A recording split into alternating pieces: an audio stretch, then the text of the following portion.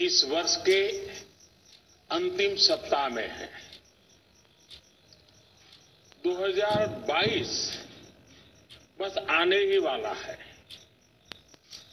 आप सभी 2022 के स्वागत की तैयारी में जुटे हैं, लेकिन उत्साह और उमंग के साथ ही ये समय सचेत रहने का भी है। आज दुनिया के कई देशों में कोरोना के नए वेरिएंट ओमिक्रॉन की वजह से संक्रमण बढ़ रहा है।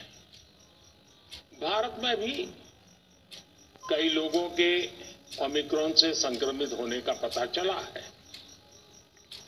मैं आप सभी से आग्रह करूंगा कि पैनिक न करें।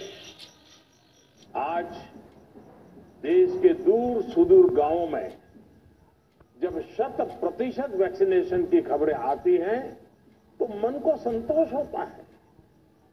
यह प्रमाण है हमारे हेल्थ सिस्टम की मजबूती का, हमारी टीम डिलीवरी का,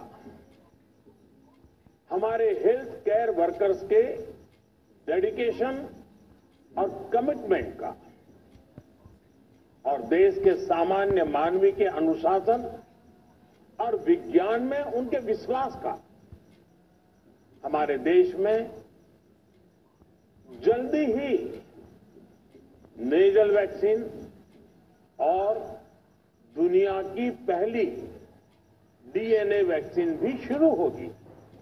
साथियों, कोरोना के खिलाफ भारत की लड़ाई शुरू से ही वैज्ञानिक सिद्धांतों, वैज्ञानिक परामर्श और वैज्ञानिक पद्धति पर आधारित रही है। पिछले 11 महीने से देश में वैक्सीनेशन अभियान चल रहा है। देशवासी इसके लाभ भी महसूस कर रहे हैं। उनकी रोजमर्रा की जिंदगी सामान्य हो रही है। आर्थिक गतिविधियां भी दुनिया के कई देशों की तुलना में उत्साहजनक रही हैं।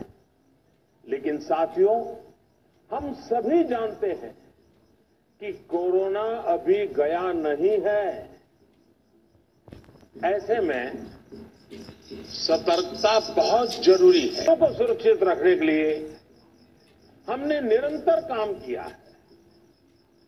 जब वैक्सीनेशन शुरू हुआ तो उसमें भी वैज्ञानिक सुझावों के आधार पर ही ये तय किया गया कि पहली डोज किसे देना शुरू किया जाए, पहली और दूसरी डोज में कितना अंतराल हो, स्वस्थ लोगों को कब वैक्सीन लगे, जिन्हें कोरोना हो चुका है उन्हें कब वैक्सीन लगे, और जो कोमॉर्बिडिटी से ग्रस्त हैं उन्हें कब वैक्सीन लगे।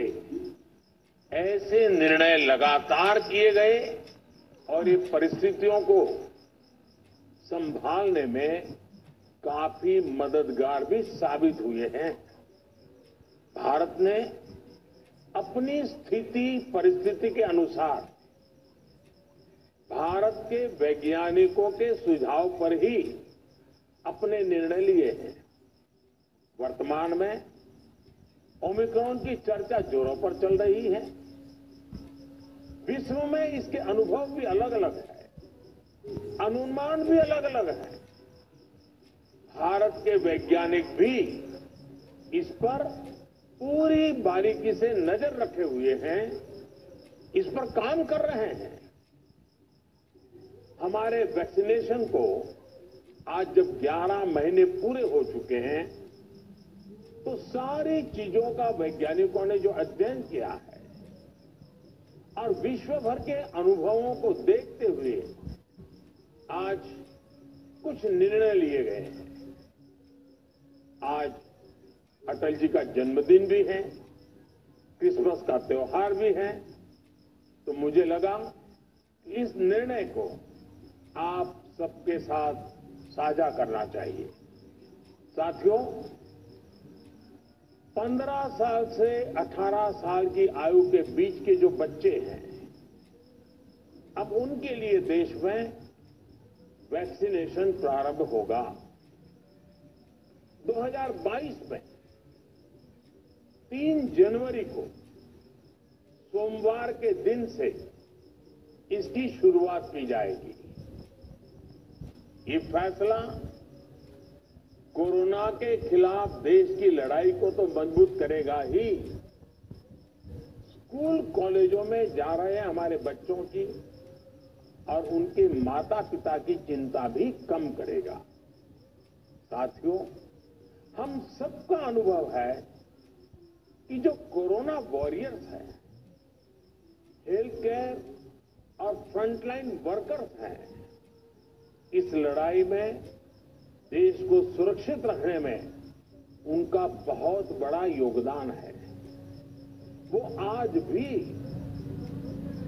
कोरोना के मरीजों की सेवा में अपना बहुत समय बिताते हैं। इसलिए प्रिकॉशन की दृष्टि से सरकार ने निर्णय लिया है कि हेल्थ केयर और फ्रंटलाइन वर्कर्स को वैक्सीन की प्रिकॉशन डोज भी प्रारंभ की जाए।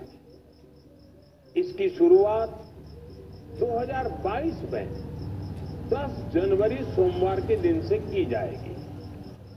साथियों, कोरोना वैक्सीन का अब तक का ये भी अनुभव है कि जो अधिक आयु वाले हैं और पहले से ही किसी न किसी गंभीर बीमारी से पीड़ित है, उन्हें प्रिकॉशन लेना सलाह योग्य है। इसको ध्यान में रखते हुए 60 वर्ष से ऊपर की आयु के कोमॉर्बिडिटी वाले नागरिकों को उनके डॉक्टर की सलाह पर वैक्सीन की प्रिकॉशन डोज का विकल्प उनके लिए उपलब्ध होगा। ये भी 10 जनवरी से प्रारंभ होगा। साथियों, मेरा एक आग्रह है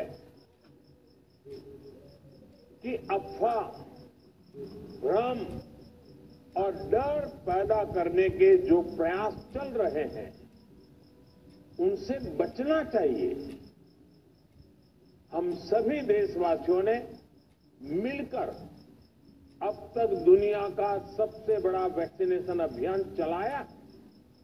आने वाले समय में हमें इसको और गति देनी है और विस्तार देना है। हम सभी के प्रयास ही कोरोना के खिलाफ इस लड़ाई में देश को मजबूत करेंगे। आप सबका बहुत बहुत धन्यवाद।